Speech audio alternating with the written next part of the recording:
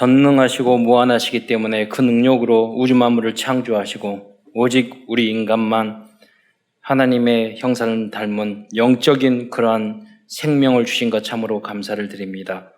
하나님이 우리에게 언약을 주셨는데 하나님 말씀을 불순종하고 사탄에게 속아 영원히 이 땅에서 고통을 당하다가 영원히 지옥에서 멸망당할 수밖에 없었는데 그리스도를 통하여 구원과 자유와 해방을 주신 것 참으로 감사를 드립니다. 예수를 그리스도로 영접하고 하나님의 자녀가 되어 이제 이 땅에서 하나님 자녀의 신분과 권세를 누릴 뿐만 아니라 땅끝까지 복음 증거하고 영생할 수 있는 축복까지 주신 것 참으로 감사를 드립니다.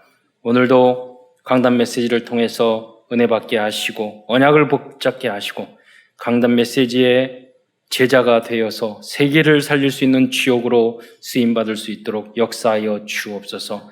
베드로처럼 모든 우리의 생각과 기준, 수준, 표준이 하나님의 말씀으로 바뀌어서 거듭나서 주님의 쓰시기에 합당한 우리의 모습이 될 수 있도록 역사하여 주옵소서. 그리스도의 신 예수님의 이름으로 감사하며 기도드리옵나이다. 최근 사람들은 세상에는 문제가 너무 많다고 말을 하고 있습니다.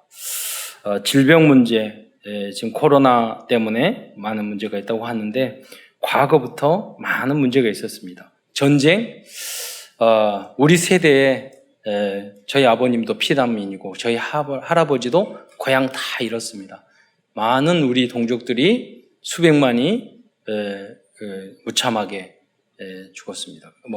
먼 이야기가 아닙니다. 그건 불행한 사건이 지금도 전 세계에서는 벌어지고 있습니다. 경제 문제 어렵다고 하지만 우리 한국에서 어렵다고 하지만 탈북하신 분이 오셔서 말씀하시더라고요. 그제 보니까 우리 북한에는 정말 구하기 어려운데 한국에는 흔해 빠진 거 달걀. 요새는 반숙란 나와가지고 맛있더라고요. 여러분 그냥 우리 흔하잖아요. 여러분 너무 많이 먹어서 탈이잖아요. 아무리 없어도. 그래서 여러분 드실 때 다 세 끼 다 드시면 주님을 빨리 만납니다. 그래서 한 끼를 세 끼로 나눠가지고 먹으면 딱 맞아요. 그래서 많이 먹어서 걱정. 북한에서 오신 분이 그래서 대학 다니면서 피자를 탈북해서 청소년 때 탈북해서 대학 갔는데 피자 먹을 때 있죠 테두리 그걸 빼놓고 다 먹고 나중에 먹을 줄 알았더니 안 먹고 나가. 이거 왜 안 먹냐고 아까운 거 그랬더니 이거 싫어한다고. 북한에는 그런 일이 전혀 없대요. 다 먹는데. 경제 문제 있습니까? 있잖아요. 일용할 양식. 우리요 정말 어려워지고 힘들어지잖아요. 국가에서 다 먹여 살려요. 여러분 그 수급권자 되기 어렵습니다. 되면은요 다 혜택 많습니다. 너무 축복된 우리 현장에 있으면서 그렇게 땅 욕심, 집 욕심, 아파트 욕심 얼마나 돈이 올라가야 돼요. 필요 없는 욕심을 너무 많이 가지고 거기에 집중 다 하잖아요. 24시간. 여러분 생명 살리는 천하보다 바꿀 수 없는 생명 살리는 일에 집중하시기를 축원드립니다. 그리고 나머지는 다 따라오게 돼 있어요. 그래야지 진짜예요. 그것은. 오늘도 이번 주도 응답 이 코로나 시대에 부산에도 임마누엘교회도 교회 짓고요. 대형으로 짓고 한송도가 300억 현찰로 헌금하고 6채 등기 다 해가지고 집 하시고 그래야지 이번 주 내려갈 거거든요. 말하기를 그 건물도 또 울산에도 짓고 여기잖아요. 서울에서도 짓고 그러거든요. 다 우리 장로님이 했으면 좋겠어. 사기꾼 갖는 사람한테 하지 말고 가지고 내려가서 말하려고요. 경제 문제? 아니. 우리가 응답 받으면 오히려 안디옥 교회는 그 위기 속에서요 오히려 도와줬다니까요. 흉년 속에서 도와줬어요. 오히려 복음 안에 있으면 기회가 되는 줄 믿으시기 바랍니다. 많은 재난도 있어요. 국제관계, 정치적인 문제에 갈등이 있어요. 어떻게 해결해야 돼요? 이웃을 내 몸과 같이 사랑하라고 그랬는데 나라가 서로 수출 규제하고 미워하고 계속 그러잖아요. 같이 죽는 거예요. 사실은 그것은 뭐냐면 할 수 있는 것은 이웃을 내 몸과 같이 사랑해요. 이웃 나라도 사랑해야 되잖아요. 으르렁거리고 서로. 이게 뭐냐면 사단이 저주를 내리는 거. 관계를 제가 그랬어요. 왜 한국하고 중국하고 이렇게 사이가 안 좋을까? 그랬더니 우리 교수님이 그러시더라고요. 저기 바누아투 거기 갔는데 바누아투 그 옆 섬들하고 다 사이 안 좋대요. 남미에 가면 남미 옆 나라들하고 다 사이 안 좋대요. 유럽 가면 다 전쟁하고 사이 안 좋대요. 인간들의 체질이 그렇다니까요. 이웃하고 그러니까 성경 기준하고 전혀 안 맞는 거예요. 오직 복음만이 잘되게 할 줄 믿으시기 바랍니다. 사단만 좋아하는 일을 하고 있는 거예요, 우리가 사실은.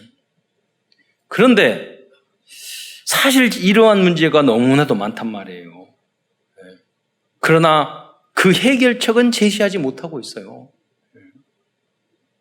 국제기구 만들었는데 그러니까 미국에서 이거 다 안 하겠다고 빠져나가 버리고 자기네들이 만들어 놓고 그러잖아요. 빠져나가 버리고 우리나라에 조금 불이익이 있으면 그거 전체를 생각하지 않고 지구촌이 아니에요. 해결책은 없단 말이에요. 유엔에도 없고 어느 것도. 오늘 드린 말씀에는 모든 문제를 해결할 수 있는 답이 있습니다. 그 방법은 요셉과 같은 인물이 세워지는 것입니다. 그는 가정도 마찬가지고요. 나라, 국가도 다 마찬가지입니다. 그런 지혜 있고 복음 있는 사람이 쓰면 되는 거예요. 아니 우리가 그렇게 완벽하게 할 수는 없어요. 약간 따라하려고 흉내만 내도 흑암은 꺾이고 응답은 오게 될 줄 믿으시기 바랍니다. 요셉의 마음을 주옵소서. 우리들과 후대들 중에서 이러한 인물들이 반드시 일어날 줄 믿습니다. 그래서 저는 비전스쿨, 애프터스쿨 다 우리 렘넌트 기대하고 있습니다. 다 능력이 모두 다 대통령 되고 모두 다 리더자 되고 그럴 수는 없겠죠. 그러나 자기의 있는 그 자리에서 요셉 역할을 감당하면 되는 거예요. 여호수아도 중요하지만 갈렙도 굉장히 중요해요. 여호수아만 너무 많으면 안 돼요.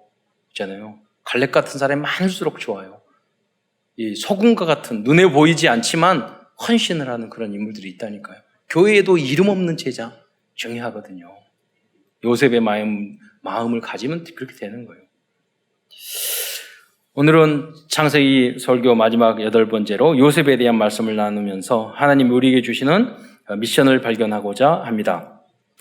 요셉은 언약과 복음이 각인뿌리 체질화된 대표적인 렘넌트 서밋입니다.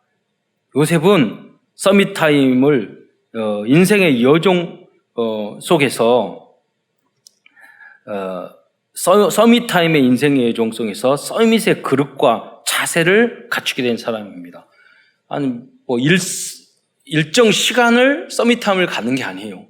요셉은요 노예 생활 전체가 서밋 타임이야. 그리고 계속 24시간 기도할 수밖에 없잖아요. 감옥 생활 항상 서밋 타임이야. 그래서 집중 안 할 수가 없어. 여러분 국무총리가 되면 얼마나 일이 많겠어요. 항상 기도하고 하나님과 함께 있어야 돼요. 그 비밀을 누렸던 인물이었던 것입니다. 그리고 요셉은 영적 서밋, 기능성이 서밋, 문화의 서밋을 사실적으로 이 응답을 받은 모델적인 인물입니다. 여러분 찰스 M. 쉘톤이라는 사람이 예수님이라면 어떻게 할 것인가 이런 책을 썼거든요. 읽어보니까요 예수님이라면 어떻게 했을까 하나도 잘 모르겠더라고요. 그 모습이 번역이 잘못됐는지 제목은 좋은데 책 내용이 굉장히 떨어진다 생각을 했거든요. 그때는 오래전에 읽었어요. 제가 철이 안 들어서 그런지 몰라도 다시 한번 여러분들 읽어보시기 바랍니다. 별로 권하고 싶진 않아요. 제목만 알면 돼. 근데 여러분 요셉이라면 어떻게 했을까? 어떤 순간에서 한 번만 생각한다면 여러분 굉장히 큰 다른 선택을 하게 될 걸로 믿습니다. 그게 체질이 되시기를 축원드립니다. 총리가 된 요셉은 자신을 애굽의 노예로 팔아버린 형들 앞에서 이렇게 고백합니다. 창세기 45장 5절에 하나님이 생명을 구원하려고 나를 당신들보다 먼저 보내셨나이다. 저 같으면 하나님이 원수 갚을 기회를 나에게 주셨다고 당장 하고에 가들지어다 이럴 것인데 요셉은 그러지 않았거든요. 생명을 구원하려고 먼저 보냈다고 그랬어요. 요셉은 절대 복음 안에서 절대 목표를 이룬 완전 복음을 실현한 사람이었어요. 여러분, 베드로 지난주 굉장히 중요한 메시지가 뭐냐면 베드로가 뭐라고 이야기합니까? 믿음의 덕을. 믿음은 복음이에요. 덕은 뛰어난 믿음이에요. 완전 복음이에요. 여러분, 완전 복음 됐다고 사람이 인간이 됐습니까? 아니요. 완전 그리스도로 끝났다는데 그 성질이 얼마나 이상한지. 그러니까 완전 믿음의 덕 위에 뿌리를 계속 지식을 계속 배워야 돼요. 지식을. 그래야지 뿌리를 내리고 흔들리지 않는단 말이에요. 그 위에 절제를 그러잖아요. 지식이 있는데 자기 컨트롤이 안 되는 교수들 많아요. 자기 마인드 컨트롤. 지식은 있는데 성질이 얼마나 욱하고 지고집대로 하고. 그 위에 또 절제를 그 위에 인내를. 절제는 순간적인 자면 인내는 오래 하는 거예요. 유지하는 거예요. 그리고 그 위에 경건을, 하나님을 경외하고 겸손하고, 그 다음에 형제의 우애를, 그 다음에 사랑을 이렇게 이야기했거든요. 여러분, 그렇게 복음으로 결론 나왔다고 그랬는데 성도들 사랑할지 몰라. 그렇게 복음으로 예수는 그리스도 다 끝났다고 그랬는데 인간관계는 그렇게 어려워. 그래 어려운 거예요. 여러분. 그러니까 베드로가 말하기를 30년간 살아가면서 일생의 성장의 단계를 계속 말해요. 그러니까 여러분은 내가 영적으로 어느 정도 성장해 있는지를 알아야 돼요. 1000단계, 10,000단계예요. 공부 못하는 학생들의 특징을 보면은 시험 범위를 몰라요. 물어보면. 먼저 어디서부터 어디까지. 신앙생활 못하는 사람 보면은 내가 얼마만큼 내 목표가 어딘지를 모른다니까요. 그러니까 고물질처럼 잘했다, 못했다. 그러니까 내가 어느 위치에 서 있는, 그러면 그 다음 단계는 어떻게 해야 되는가? 거기에 도전을 해야지 계속 성장해 나갈 것이죠. 모든 분야도 마찬가지인 거거든요. 그러니까 베드로가 말한 이 단계가 굉장히 중요해요. 그럼 우리는 뭐냐? 요셉이라는 인물은 왜? 우리의 서밋의 단계예요. 최종적인 절대 목표예요. 거기에 우리가 마음을 둔다면 우리 절반만 해도 역사가 일어날 것입니다. 아니 100분의 1만 해도. 큰 첫 번째에서는 요셉의 인생, 즉 요셉의 언약의 여정에 대해서 간략히 알아보고 중요한 부분만 설명해 드리고자 합니다. 요셉은 야곱의 11번째 아들로 태어났습니다. 그런데 요셉은 야곱이 진정으로 사랑한 라헬을 통해 어렵게 태어났기 때문에 아버지 야곱의 특별한 사랑을 받아서 편애를 받은 거죠. 그래서 창세기 37장 3절에 채색옷, 이 편애 정말 나쁘고 안 좋은 거거든요. 그래서 제가 TV에서 봤는데, 한 여인이, 부인이 있죠. 너무 남편에게 집착하니까 남편이 상담을 요청한 거예요. 근데 이야기 상담을 해도 왜 이렇게 집착을 하냐고 그랬더니, 어렸을 때 자랐는데, 자기 언니가 있었고, 남동생이 있었는데, 언니는 첫째라고 고기 구워줄 때 엄마가 그 현장을 리얼하게 이야기하더라고요. 초등학교 때. 고기 구워줬는데 큰 거 누나 주고, 더 큰 거 남동생 주고, 자기는 조그만 거 줬다는 거예요. 너무너무 상처가 됐다는 거예요. 그래서 그 후로는 누구가 나를 편애하면 뒤집어지는 거예요. 상처가 된 거죠. 제가 봤을 때 그 어머니에게 물어보면 그러지 않았을 거예요. 큰 언니는 돼지여서 많이 먹으니까 입이 크니까 큰 거 줬고, 동생은 남동생이니까 질긴 거, 그 심줄 있는 거, 그거 먹으라고 이빨 둘째는 등치도 작고 입도 작으니까 작은 거 먹으라고 고기 줬을 것 같아. 그런데 참 이유가 있지만 자녀들은 어쨌든 커보면은요, 편애했던 것들 그렇게 기억하고 있어요. 나름대로. 그런데 여기에 대놓고 편애를 한 사람이 있어요. 누구냐? 야곱이요. 요셉을 대놓고. 왜 옷을 색동옷으로 따로 입혔거든. 그렇잖아요. 요새 이제 그 기독교에 대해서 핍박한다 막 이렇게 하는데 사실은 그런 건 아니고요. 우리의 실수, 어떤 교회에서 정말 법 안 지키고 무대뽀로 계속 그런 격이 있었어요. 그러니까 찍힌 바가 약간 있고, 그리고 최근에 교회 안에서 이렇게 또 작은 교회에서 말 안 듣고 하는 데가 있어요. 규칙을 안 지키고. 그런 게 몇 개 있어요. 그러나 전체적으로 봤을 때는 기독교이나 교회에서 발생된 게 굉장히 숫자가 적습니다. 0. 몇 %밖에 안 돼요, 숫자. 전체 15,000명 중에서. 그리고 공무원들도 일할 때 잘 해야 돼요. 그리고 방역이나 이런 것은 우리 QR코드 다 해요. 우리도 공무원 엊그제 이제 동사무소에 왔거든요. 우리 교회와 함께 이런 일을 하자. 저하고 계속 이야기하고 우리 권사님의 의원에서 우리 교회를 통해서 우리 사단법인을 통해서 많은 일을 하자고 했어요. 우리 교회는 왜 안 오냐고 그러니까 교회 참사랑교회는 잘한 줄 아니까 안 온다고 지나가다가 그러잖아요. 그럼 도와준다니까요, 되려. 네. 뭘 그렇게 공무원들이 다 도와주려고 하지. 그 나쁜 짓을 하려고. 그런 사람 없어요. 네. 그리고 공무원도 그렇다면 그게 다 옳으냐? 그게 아니에요. 여러분, 종교라는 건 굉장히 민감하고 예민한 거예요. 그럼 그거를 시행을 할 때 똑같이 한 종교를 놓고 그렇게 말을 하면 문재인 정부를 지지하는 사람들도 다 욕한다니까요. 마음 돌아서고.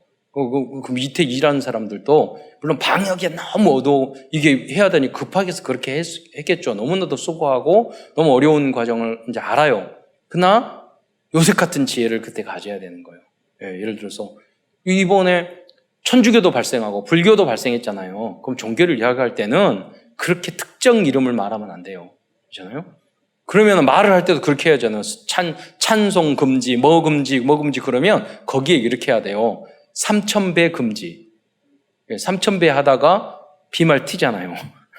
땀나고. 그러잖아요. 천주교에서는 성수 뿌리는 거, 성찬 예식 금지. 해야 되잖아요, 다. 예. 불교에도 참불가해요. 성가대만 알고 참불가 금지. 다 해야 될 거예요. 여러분, 할 때 균형을 잡혀서 해야 돼요. 그러면 욕 안 먹고도 할 수 있어요. 그들 이렇게 부드럽게 해야 돼요. 다 지하철 타고, 카페에서 다 하고, 교회 안에서 모이면은 3, 4, 5번 모이면 안 되고, 카페에서 먹고, 식당에서 술집에서, 그럼 다 그래야 되죠. 그것도 다 금지, 다 해야죠. 그런 것은, 물론 우리가 철저하게 방역을 해야 돼요, 지금. 그러나, 제가 말씀드리는 것은 차별하면 안 된다는 거예요. 국가를 특히 운영하는 입장에서는 그런 지혜가 있어야 돼. 그리고 국민들은 왜 우리만 그러냐고 또 왜 차별하냐고 그러지 말고 우리 기독교만 특권을 줬다고 생각을 하셔야 돼요. 그러잖아요. 더 방역 잘하면 잘할수록 좋아요. QR코드 이거 덕분에 여러분 해보셨잖아요. 그러잖아요. 그리고 기도하면서 제가 그랬어요. 저는 그렇게 생각해서 하나님, 이걸 통해서 앞으로 여러분 예배 끝나고 이제 전도인이나 구역장님이 여러분 오시는 거 체크하기 힘들어요.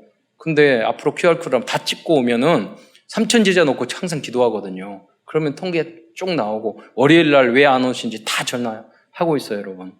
결석하시면 점점 줄어들고 있어. 전화 그러잖아요. 계속 전화하니까. 그래서 그렇게 해서 문제를 오히려 복으로 바꾸면 돼요. 할 거는 잘 하고. 그러나 여러분이 어떤 일을 할 때는 정부에서 차별 금지하지 말아야해요. 왜 차별해? 그러니까 그런 부분을 알아야 돼요. 왜 그럴 수밖에 없어요. 복음이 없잖아요. 복음을 모르잖아요. 그럼 교회가 필요 없습니까? 교회를 모르잖아요. 여러분 하루에 한두 사람, 0명 한 사람 죽어요. 하루에 자살하는 사람이 40명이 넘어요. 그러면 자살하는 돌아가시는 분이 자살해서 그중에 청소년이 많아요. 자살을 누가 예방해요? 아무도 예방 못해요. 교회만이 정신질환자, 그럼 우울증 환자, 그죠? 강박증 환자 누가 해요? 공황증 누가 해요? 저희들도 제주도에 정신요양원 하고 있는데 약을 한번 먹고 한번 당하잖아요. 평생 가요. 평생 누가 케어해줘요. 교회만이 그것을 해야 되고 교회만이 할 수 있는 줄 믿으시기 바랍니다. 학교 청소년 문제 아이들 다 자요. 집중 안 해요. 대학 들어가면 다 알코올 중독자 돼요. 그 아이들을 누가 바르게 인도해요? 교회만이 유일하게 할 수 있는 줄 믿으시기 바랍니다. 국가에서요, 나라를 정말 사랑한다면 교회를 굉장히 소중하게 생각하고 할 수 있도록 밀어줘야 돼요. 계속. 왜? 사각지대, 재앙지대, 유일하게 교회만 해결할 수 있어요. 가정 계속 파괴되고 있어요. 누가 할 수 있어요? 또 한 가지 여러분도 후대들 자녀 많이 낳으시기 바랍니다. 저출산 문제. 생육하고 번성하라. 이렇게 붙여놔야 돼. 3명 이상, 5명 이상 이렇게. 결혼 빨리 하기. 이런 거. 교회만 해결할 수 있다니까요. 수조 원을 들여도 해결 못 해요. 그러잖아요. 그걸 위탁해야 돼요. 잘 활용을 하면 굉장히 좋아요. 근데 왜 못하느냐? 요셉 같은 총리, 요셉 같은 공무원 없다는 거예요. 그러면 누가 잘못이냐? 교회에서 우리들이 그런 인물을 못 만든 거예요. 이제까지. 이런 기도에서 여러분 후대 통해서 여러분이 먼저 조금씩 하시고 우리 후대들 중에서 반드시 그런 인물이 나올 줄 믿습니다. 이 언약을 붙잡지 않은 거예요. 누가 잘했다 못했다 이런 거 아니에요. 이런 환경 속에서 우리가 붙잡아야 될 하나님의 언약을 붙잡아야 돼요. 축복을 찾아내야 돼요. 이렇게 편애를 했는데요. 야곱의 편애로 인해서 팔아버렸잖아요. 팔아버렸는데 이 요셉은 보디비알이라는 시위대, 애굽의 바로 왕의 시위대의 노예로 갔어요. 그런데 그 보디발이요, 그 주인이 창세기 39장 6절에 보면 주인이 그 모든 소유를 다 요셉에게 위탁했어요. 왜 그랬을까? 정직하니까, 성실하니까. 그렇잖아요. 여러분 머리 똑똑하고 해도요, 맨 이상한 짓 하고요, 뒤로 돈 빼먹고요, 자꾸 불성실하고요, 하는 행동을 보면 저것이 어디 가서 뭘 하는지 모르겠다. 자꾸 물음표 생기고요. 그러면 중요한 거 절대 안 맡겨요. 그렇잖아요? 네. 여러분 머리 똑똑하고 머리 똑똑해서 여러분 잔머리 쓰면 망하는 잔머리예요. 그렇잖아요. 그러니까 직원 한 분이 있었는데 제가 볼 때 정말 말도 없고 멍청하고 머리 그런데 고등학교도 야간 나오고 그래서 자기 일하고 싶대요. 그래서 제가 데려다가 일을 시켰거든요. 그런데 10년 지나니까 사회복지 격리 어렵습니다. 너무너무 잘해가지고 저는 전능한 줄 알았다니까요. 나 다른 데서 원장으로 데려갔어요. 네. 왜냐면 무슨 말이냐면 왜 여기가 감사한 줄 알고 다른 데 갈 생각 안 해. 네. 여기 수 있다 저기 안 해요. 나는 부족한데 이것만 해도 너무 감사해. 거기에 집중하니까 그 베테랑이 된 거예요. 네. 이런 인물이 필요하다니까요. 요셉과 같은 인물. 요셉이 노예하면서 나 총리 돼야지 그랬었겠어요? 아니잖아요. 내가 이 주어진 일 잘해야 되겠다. 그것뿐만 아니라 요셉이 그걸 위탁하고 정직한 것뿐만 아니라 요셉이 이유가 있어요. 여기 그것은 뭐냐면 전도자의 삶을 살았다는 거예요. 자, 낭독을 한번 자막을 보여줘요. 39장 22절로 3절의 말씀입니다. 여호와께서 요셉과 함께 하심으로 그가 형통한 자가 되어 그의 주인 애굽 사람의 집에 있으니 그의 주인이 여호와께서 그와 함께 하심을 보며 또 여호와께서 그의 범사에 형통하게 하심을 보았더라. 이게 전도예요. 하나님이 함께 하심을 보는 거. 뭔가 저놈은 달라. 저 사람은 뭔가 달라. 근데 요셉도 그냥 일만 열심히 한 게 아니라 그럼 아무 소용없잖아요. 성실하고 열심히 하는 사람 얼마든지 많아요. 지식 있는 사람 얼마든지 많아요. 돈 있는 사람 얼마든지 많다니까요. 그런데 그 일을 하면서 하나님 앞에 영광 돌리고 전도하고 천하보다 소중한 생명 살리는 사람이 없다는 게 문제예요. 그렇잖아요. 여러분이 그러한 전도자의 삶을 살아가시기를 축원드립니다. 그래서 여러분이 복덩어리가 되는 거예요. 시집을 갔을 때나 직장에 갔을 때나 너 때문에 잘 돼. 다 맡기고. 너 때문에 뭔가 잘 된 것 같아. 너는 복댕이야. 알고 보니까 하나님을 믿어. 오늘 우리 권사님 한 분도 그랬거든요. 그 가족 중에서 너무 똑똑하고 성실하고 배경도 좋고 그래서 이번에 만나가지고 그 포럼을 이렇게 올리셨더라고요. 만나가지고 복음을 전했대요. 지금 경제적으로 너무 어려운데 의외로 그딴 소리 하지 말라고 안 받아들일 줄 알았더니 영접을 다 하시더래요. 그러면서 하는 말이 이 하나님 때문에 너가 그렇게 어려운데도 그렇게 잘 견디고 있구나 이렇게 말을 했다는 거예요. 여러분이 부자 되고 잘 돼야지만이 성공해야지만이 세상적으로 하나님이 함께 하신 것을 느끼는 겁니까? 그건 아니잖아요. 어려운 중에서도 오히려 그럼 내가 다 잘 되고 돈 부자 되고 그러면서 이제 전도합니까? 아니에요. 여러분 잘 되면 옆에 사람 배 아파요. 여러분이 망하면 옆에 사람은 기쁘다니까요. 여러분 여러분 힘들고 어려우면 되려 기뻐요. 그런데 어려운데 다 이겨내는 거예요. 야, 신기해. 어쩌다 저렇게 이겨낼까? 알고 보니까 하나님밖에 없지. 그러면 저게 믿음이구나. 그게 바로 하나님이 함께 하신 걸 보여주는 거예요. 가정에서나 직장에나 어디를 가서나. 그 응답의 주역이 되시기를 축원드립니다. 일단 하나님 앞에 동그라미라니까요. 그런데 요셉은 보디발 아내의 유혹을 뿌리쳐서 누명을 써서 감옥에 들어가게 됐어요. 그 감옥에 들어갔는데 39장 20절에 보면은 이에 요셉이 주인이 그를 잡아 감옥에 가두니 그 옥은 왕의 죄수를 가두는 곳이라. 그런데 누명을 썼는데도 그렇게 요셉은 상실하기 때문에 보디발님 아시잖아요. 부인이 음란하고 이상한 여자라는 거 아시지 않습니까? 이렇게 됐는데 제가 거기서 뿌리치고 옷을 놔뒀는데 그걸 가지고 증거라고 말합니다. 그럼 저가 보디발이라면은 분명히 요셉을 믿었을 것 같아요. 전현이 또 그럴 것 같아요. 근데 말 안 했어요. 여러분 할 말을 하지 마세요. 어떤 부분은요 자기가 뭐 했다 막 말하고 다니는 사람이 있어요. 그럴 필요 없어요. 하나님은 아시는 줄 믿으시기 바랍니다. 누명 쓰면 누명 쓰는 만큼 그리스도와 가까워지는 거예요. 하나님은 왜 살아계시고요 우리를 향해서 더 큰 응답을 예비하고 계셔요. 이 감옥에 들어갔는데 그 감옥이 정치인 감옥이야. 그러니까 왕의 죄수를 가두었어. 나중에 총리가 됐을 때 너무나도 큰 응답을 받은 거예요. 왜? 거기서 말할 거 아니야. 어떤 사람이 충성이고 어떤 사람이 빼먹고 다 거기서 이야기했을 거 아니에요. 터놓고 이야기했을 거야. 모든 정보를 가지고 총리가 됐어.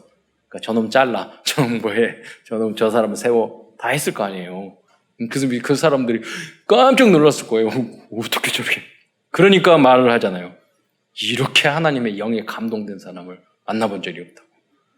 그럼 꿈을 해석해라고 했는데 그 박수와 술객들이 전혀 해석 못했어요. 그 꿈을 해석했잖아요. 사람을 뽑고 일하는 거 보니까 다 알아. 감옥에서 다 들은 줄 모르고. 여러분 우리는 저주인 줄 알았는데 하나님은 축복의 대로로 준비하고 계신 줄 믿으시기 바랍니다. 그러니까 축복은 하나님의 응답은요 숨겨진 채로 와요. 숨겨진 채로. 우리도 그렇잖아요. 이걸 보는 게 얼마나 우리 이단이라는 건 몇십 년 동안 숨겨진 게 좋다니까요. 유 목사님 맞아요. 이게 좋은 거라고 그러면 다 부흥을 위해서 그 가짜들이 다 왔을 거예요. 지금은 함께 가잖아요. 전체를 살리는 일을 우리가 또 하잖아요. 그때 시간표는 그래요. 여러분. 그런데 요셉은 여호와께서 함께 하심으로 옥중에서도 범사에 형통하였습니다. 다음은 요셉은 그런데 감옥에서 왕의 떡을 굽는 관원정들과 그뿐만 아니라 술 맡은 관원장의 꿈을 해석해 주었어요. 여기 보면 이 관원장이 32절에 보면 요셉이 간수가 39장 22절에 보면 간수는 그의 손에 맡긴 것을 무엇이든지 살펴보지 않았다고. 다 맡겼어요, 간수도. 그러니까 거기서 뭘 배웠느냐? 행정을 다 배웠어요. 우리 한국 행정은 처음에 군에서 다 나왔거든요. 여기도 기관이에요. 그러니까 정부 행정도 다 여기서 배운 거예요. 국가 행정도. 정보도 없고. 그러면서 그 감옥 안에서 누구를 만났느냐? 왕의 떡 굽는 관원과 술 맡은 관원이 어떤 잘못을 했든지 감옥에 들어오게 된 거예요. 그런데 그들의 꿈을 해석해 줬어요. 그래서 결국은 술 맡은 관원은 전직을 회복했고 떡 맡은 관원은 매달리게 됐어요. 아마 교수용으로 죽은 것 같아요. 사형당한 것 같아요.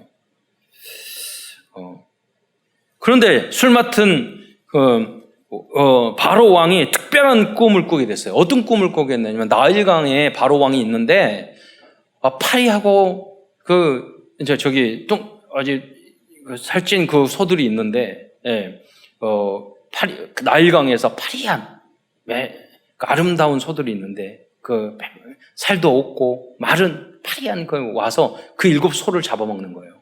또 두 번째 꿈은 그 실한 그 이삭이 있고 벼 이삭이 있었는데 아주 메마른 이삭이 7개가 와가지고 또 이거를 먹어버리는 거 꿈인 거예요. 이게 꿈이 무슨 꿈인지 몰라서 다 점치는 사람, 귀신 들리는 사람 불러가지고 물어봤는데 아무도 해결을 못해요. 그때 술 맡은 간원이 자기 꿈을 해석해준 요셉을 기억이 난 거예요. 그래서 요셉을 불러서 요셉이 다 해석해주면서 요셉이 그 방법까지 제시해요. 해결의 방법까지. 그게 41장 33절의 내용입니다. 이에 바로께서는 바로에게 이야기합니다. 명철하고 지혜로운 사람을 택하여 애굽 땅을 다스리게 하고, 제가 이 앞에 한 단어가 빠진 것 같아요. 저와 같은 명철하고 지혜 있는 그러잖아요. 결국 요셉을 뽑았거든. 명철하고 지혜 있는 사람을 뽑아서. 바로께서는 또 이같이 행하사 나라 안에 감독관들을 두어 그 7해 풍년의 7 땅의 5분의 1을 거두되 그들로 장차 올 풍년의 모든 곡식을 거두고 그 곡식을 바로 손에 돌려 양식을 위하여 각 성읍에 쌓아두게 하소서. 여기 보면 각 성읍에 쌓아두게라고 했잖아요. 지금 이집트라고 그러죠. 과거에 애굽이었고 곳곳에서요 지하에서 돌로 된 식량 창고들이 발견되고 있어요. 지하에다 집 깊이 파가지고 계단으로 한참 내려가야 돼요. 근데 많은 구멍이 뚫려가지고요 여러 곳에서 곡식을 집어넣으면 거기에 다 저장되게 돼 있어요. 그 저장고를. 입구는 여러 군데인데 구멍이 다 뚫려가지고 이렇게 다 저장되게 돼 있는 그 시스템을 지금도 가만히 있어요. 몇천 년 전 것인데. 들어가는 제가 보니까 벽화에 그 계단으로 내려가가지고 곡식을 이제 퍼서 올라오는데 다 우리 한국처럼 머리에 미고 그 그림이 그대로 나오고 있어요. 또 이 파리한 살이 빠진 7 소의 벽화와 살찐 7개의 벽화도 발견됐어요. 그게 어디서 나온 거겠어요? 여기서 나온 거란 말이에요. 그래서 고고하게 아까 다음도 보여드리겠지만 발전하면 발전할수록 오히려 성경의 진실이라는 게 밝혀지고 있단 말이에요. 창세기 41장 38절에 40절에 보면 이렇게 꿈을 해석하고 대안까지 제시하자 바로 왕은 요셉을 총리로 세우고 뭐라고 이야기합니까? 이와 같이 하나님의 영에 감동된 사람을 우리가 어찌 찾을 수 있으리요? 라고 고백을 하고 있습니다. 한번 자막 창세기 41장 38절로 40절까지 한번 읽어주시기 바랍니다. 바로가 그의 신하들에게 이르되 이와 같이 하나님의 영에 감동된 사람을 우리가 어찌 찾을 수 있으리요 하고 요셉에게 이르되 하나님이 이 모든 것을 내게 보이셨으니 너와 같이 명철하고 지혜 있는 자가 없도다. 너는 내 집을 다스리라. 내 백성이 다 내 명령에 복종하리니 내가 너보다 높은 것은 내 왕좌뿐이니라. 이렇게 총리가 되었다니까요. 그리고 바로는 요셉의 이름을 바꿔줬어요. 사브낫 바네아. 사브낫 바네아라는 것은 애굽의 그런 애굽 언어거든요. 재밌는 장면이 나와요. 여기 애굽 언어라고 제가 말씀드렸는데 형들이 왔을 때 알아봤잖아요. 알아봤더니까 물어보는 거예요. 너희 형 아버지는 계시냐? 궁금하다잖아요. 그럼 너희는 동생이 있느냐? 그러니까 동생이 한 명이 있고 한 명은 없어졌습니다. 이렇게 말을 하거든요. 그러면서 그렇게 이야기하기를 너희들이 동생까지 데려오지 않으면 너희는 분명히 정탐원 간첩이다. 이렇게 하는 거예요. 그러니까 요셉도 뒤끝이 있어요. 그냥 용서한 게 아니야. 또 혹시라도 베냐민을 어떻게 했으면은 다 죽였을지도 몰라요. 네. 그래서 그렇게 이야기하는데 그 10명 형들이 서로 이야기하는 거예요. 우리가 동생을 이렇게 팔았더니 우리가 저주받아서 이렇게 됐구나. 이야기하는 거예요. 그런데 거기에 어떤 성경이 나오냐면 통역을 주었기 때문에 요셉이 그 말을 알아들었다는 걸 그들이 몰랐더라. 이렇게 나와 있어요. 네. 그러니까 통역을 쓴 거예요. 그리고 그때 당시에 우리가 이집트의 상형 문자를 히에로그리프라고 이야기하거든요. 이것을 나중에 유명한 이집트의 이제 그 고고학자가 천재적인 이름이 프랑수와 폴리옹 이런 천재적인 언어학자가요. 이 로제타 스톤이라는 것을 이제 분석을 했어요. 그래서 해석을 해가지고 로제타 스톤에는 세 언어로 되어 있었는데 첫 번째는 상류 사회만 읽을 수 있는 그러니까 이집트어 그리고 평민들이 쓰는 이집트 문어 그리고 고대 그리스어. 고대 그리스어는 안단 말이에요. 그래서 이제 다 이걸 해석을 한 거죠. 평생을 걸려서. 그래서 지금 상형 문자를 많이 읽었는데 한자처럼 표의 문자인 줄 알았더니 보니까 알파벳이었어요. 그 그림이 발음이었어요. 그래서 나중에 이제 해석을 많이 하게 됐죠. 그래서 이제 한계가 있는 게 거의 우리가 읽을 수 있는 이 히에로그리프는 그 피라미드 안에 있는 피라미드는 뭡니까? 그냥 그 무덤이거든요. 거기에 관계된 내용이 많기 때문에 우리가 이해하는 것도 한계가 있어요. 그러니까 이제 사실은 성경으로 볼 때 더 많은 것을 이해할 수 있는 부분이 있다는 거죠. 요셉은 그렇게 그 현장에 가서도 주역으로 쓰임 받았고 이 왕은 이름을 그러니까 요셉이라는 건 히브리 이름이라면 이름을 바꾸죠. 근데 보세요. 신기하게 이 이름의 뜻이 뭐냐면 사부납 바네아라는 이 이제 성경에 나오는 이름의 뜻이 뭐냐면 하나님께서 말씀하시니 그가 살아났다 이런 뜻이에요. 그러니까 이방 왕인데 이방 신을 섬기는 이방 왕인데 그 사람이 뭐냐면 완전히 복음적인 이야기를 하는 거예요. 부활을 생각하지 않는 그가 하나님 말씀하시니 살아났다. 그 우리들이 성령 충만하면은요 불신자도 성령 충만 복음을 깨닫게 된 줄 믿으시기 바랍니다. 그냥 말을 했는데 하나님의 이야기를 해요. 저희들도 깜짝 놀라요. 이렇게 복음 전하다 보면 믿은 지 얼마 안 됐는데 말하는 게 너무 복음적인 이야기를 할 때가 나보다 더 잘해. 그런 제자들을 만난 여러분 되시기를 축원드립니다.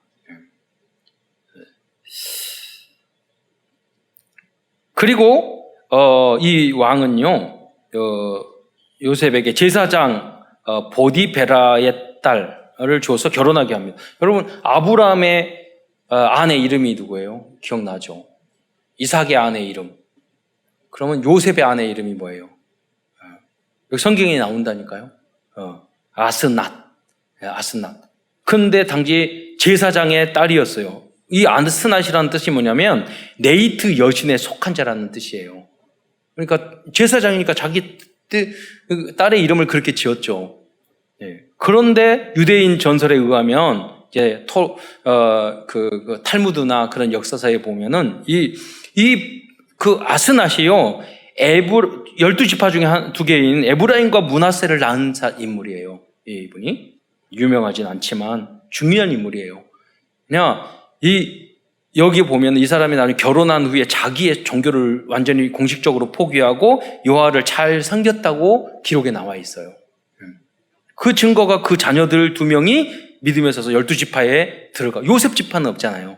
요셉은 2배의 축복을 받았어. 장자 축복, 그리스도의 축복을 받았어요. 그 자녀 둘이 2지파를 한 지파 없어지고 2지파가 들어가게 된 거예요. 12지파 중에 요셉 지파는 없어요.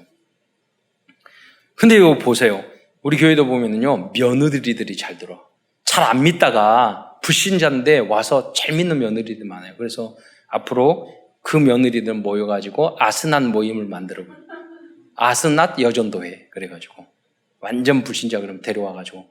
포럼. 그러잖아. 인턴십 포럼 하세요. 나 이렇게 전혀 안 믿다가 여기 와가지고, 야, 진짜 복음이 있는 시어머니 만나니까 하나님의 나라야. 이 시어머니 잘못 만나면 완전히 가정 깨지고 지옥 같은데. 이렇게. 여러분 좀 부족한 게 많아도 복음이 있는 시어머니는 그래도 천배 만배 훌륭해요. 안 그러면 한번 불신자에 가서 고성 좀 해보세요.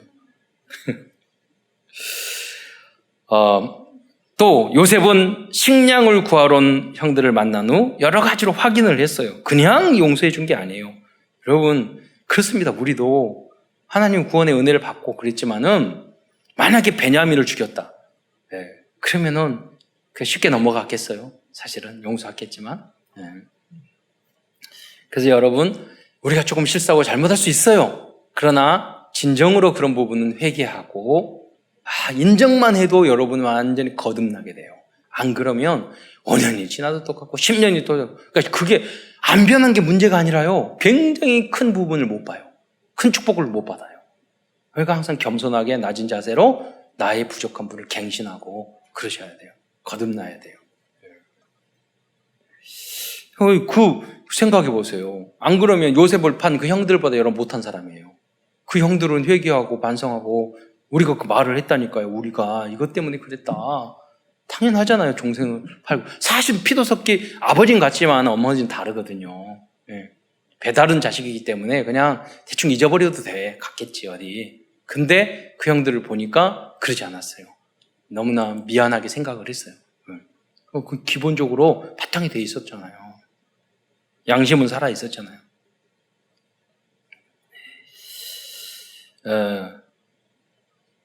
그런데 이 요셉은요, 그 형들을 만나고 본문으로 읽었던 것처럼 고백합니다. 당신들이 성경 45장 5절에 보면 당신이 나를 이곳에 당신들이 팔았다고 해서 근심하지 마옵소서, 한탄하지 마옵소서. 하나님의 생명을 구원하려고 나를 당신들보다 먼저 보내셨나이다. 이 고백이 바로 여러분의 고백이 되시기를 축원드립니다. 내가 어떤 사람에 의해서 굉장한 이상한 일을 당했는데 뭐냐면 하나님의 절대 주권을 누구 때문에 그게 아니에요. 하나님이 계획이 있어서 그렇지 당신이 그런 게 아니라고 그렇게 할 수 있었어요. 내게 굉장한 큰 손해가 있어도 하나님의 계획이 있다고. 그게 그리스도인이에요. 절대 계획. 그래야지 하나님이 움직여요. 역사하셔요. 하나님은 전능하셔요. 절대 무능하지 않으셔요. 한 번만 여러분 체험하시면 돼요. 이후 아버지 야곱까지 애국으로 데려와 이스라엘 민족은 고센 땅에서 살게 되었습니다. 430년간 따라도. 그런데 여러분 하나의 고고학적인 증거를 보여주면 데이비드 롤이라는 그런 고고학자가 있었는데요. 이 고센 땅을 연구해. 지금 이 고센 땅을 아바리스라고 합니다. 거기 안에는 이스라엘 민족이 거기 안에 400년 동안 살았으니 얼마나 많은 증거들이 있었겠어요. 거기 안에서 요셉의 집을 찾아냈어요. 그리고 12개의 무덤, 그 요셉의 집 주변에 있는 걸. 왜 그걸 어떻게 알았냐면 그 집터를 다 조사를 해봤더니 이집트 집터가 아니에요. 이스라엘의 집터예요. 시리아, 하란, 이스라엘 여기 있었던 집터들이에요. 그리고 12개의 기둥이 있었어요. 그리고 주변에 12개의 무덤이 있었어. 거기에 요셉의 상이 있는 그 무덤까지 발견을 했어요. 우리 목사님이 김대현 목사님이라고 경인 임마누엘교회 그 제자가 이 이집트에서 관광 가이드를 한대요. 그런데 여기를 가보셨대요. 그 이스라엘 민족이 살던 지역. 그걸 다 설명을 해줬더니 여기가 정말 요셉이 했던 그 흔적들이 다 남아있더라는 거예요. 그 몇 가지를 보고. 그래서 창세기 43장 24절에 보면 그들을 요셉의 집으로 인도하고, 보십시오. 요셉의 집이라는 게 성경 안에 나오잖아요. 그냥 기록할 수도 있지만은 여기는 의미가 있는 거예요. 그러니까 궁중에서 만나가지고 그 안에서 그냥 놔두지 않고 다 데려와가지고 요셉의 집으로 그들을 불러요. 그리고 음식을 나눠주면서요. 요셉 불려가지고 큰 형부터 막내 베냐민까지 쭉 순서대로 앉혀. 그들이 희한하게 생각했다는 거예요. 네. 어떻게 할지? 우리 10명이다. 그래서 수염 나고 막 그래가지고 동생이도 늙어 보이고 막 이러기도 하고. 그러니까, 그리고 막내 베냐민에게는 또 편애를 해. 먹을 걸 5배나 더 줘. 그렇게 하거든요. 그게 어디 있어요? 요셉이죠. 그래서 지금 막 가서 울어. 와서 나는 요셉입니다. 이야기를 하는 거 자기 요셉의 집에서 그랬어요. 궁에서 그런 게 아니라. 자, 요셉의 집을 보여드리겠습니다. 사진으로. 요셉의 집인데, 여러분 CG로 기둥들이 다 12개 없어져가지고 이 CG로 다시 복원을 한 내용이거든요. 근데 그거보다 이 못지않게 이 주변에 다 그 12개 무덤이 있는 거, 요셉 무덤도 있고, 그보다 더 중요한 것은 그 다음 사진인데, 지금도 그 호수에서, 큰 호수에서 물줄기를 쭉 빼서 했던 이 수로가 있는데요. 지금도 그 수로를 뭐라고 이름하냐면 현지인들은 요셉의 물결이라고 말하고 있어요. 그러니까 7년 풍년을 하기 위해서 물을 끌어들여다가 농사를 지었던 거예요. 네. 여러분 반드시 여기를 가보시기 바랍니다. 네. 우리가 뭐 100% 모든 게 다 받아들일 수 있는 그런 부분은 아니겠지만 우리가 충분히, 사실은요 피라밋이 몇 년 된지도 몰라요. 그렇잖아. 많은 종류의 피라밋이 있어. 우리의 역사를 모릅니다. 예. 그리고 이집트의 역사도요, 그 마네토라는 분이 이집트 역사를 썼어요. 가장 오래된 이집트 역사가 마네토가 쓴 역사인데, 이 사람이 BC, 예수님 오기 전 300년 전 사람이에요. 그게 가장 오래전에 쓴 이집트 역사책이에요. 근데 마네토가 직접 쓴 책이 없어요. 마네토가 이렇게 말했더라 하는 내용을 인용한 내용만 기록에 남아있어요. 그러면 그 후로 2000년 전, 4000년 전에 피라밋이 언제 어떻게 적어졌다, 이거 알 수 있겠어요? 없어요. 사실은 성경 기록이 더 정확하지 그런 기록이 그렇게 많지 않단 말이에요. 그런데 이러한 남아있는 것을 통해서 우리는 더 확신할 수 있죠. 또 한 가지, 창세기 50장 26절에 보면 요셉이 100세의 죽음에, 이제 죽음까지 나오거든요. 여기 보면 이게 나오면 그 몸에 향 재료를 넣고, 여러분, 이집트 그러면 두 가지 생각이 떠오르잖아요. 피라밋과 미라. 여러분, 야곱도 보니까 향 재료를, 요셉이 자기의 성경에 보면 요셉의 의사를 통해서 향을 넣고 40일 동안 그 시체를 준비했다고 해요. 왜 그러냐면 야곱도 미라를 만들었던 거예요. 요셉도 똑같이 안에 있는 창재, 썩기 쉬운 건 다 하고 향재료는, 여기 보면 몸에 향재료를 넣고, 이걸 봤을 때 우리는 미라를 보면서 이 성경이 얼마나 정확하다는 것을 알 수 있잖아요. 이런 다 작은 표현이지만 하나님 말씀은 왜 이걸 집어넣겠어요? 하나님 말씀은 진리다. 그러면서 고고학자들이 고센의 땅에서 요셉을 상대 무덤에서요 특이한 것을 발견했어요. 왜냐하면 다른 거하고 전혀 다른 석상이 나왔는데 몸에 채색 옷이 만들어져 있었어. 그걸 CG로 복원했거든요. 그 깨져 있었지만은 그거를 특이한 거예요. 한번 보시겠습니다. 이거예요. 여러분, 우리가 눈으로 봐도 무슨 채색이 들어가 있잖아요. 예. 한국에 있는 색동옷과 비슷하잖아요. 예. 그 다음에 이거를 CG로 복원한 사진이에요. 이런 모습이었다는 거예요. 예. 얼굴도 노래. 아프리카는 흑인일 수도 있잖아요. 좀 모자도 다르고, 이런 것들 고고학자들이 찾아냈던. 우리가 꼭 이걸 봐서 믿은 건 아니지만 신기하고 재밌고 감사하잖아요. 이런 우리에게 믿음을 도우려고 하나님이 이런 소소한 증거도 주셨구나 하는 부분이죠. 큰 두 번째, 요셉은 많은 받은 응답과 축복에 대해서 알아보겠습니다. 첫째, 요셉은 자신의 삶 속에서 그리스도를 체험하는 응답을 받았습니다. 요셉은 자신이 팔려감으로 가족과 전 세계를 살리는 그리스도의 십자가 구속 사역을 체험했습니다. 가정에서나 직장에서나 내가 희생하거나 손해를 봄으로 전체를 살릴 필요가 있을 때가 많아요. 이런 경우가 많아요. 그것이 바로 여러분이 작은 그리스도의 사역을 하는 것이라고 믿으시기 바랍니다. 나의 희생으로 전체를 살리는 것이 진정한 복음적인 응답인 것입니다. 다음 두 번째로, 요셉은요 근원적인 축복을 받았어요.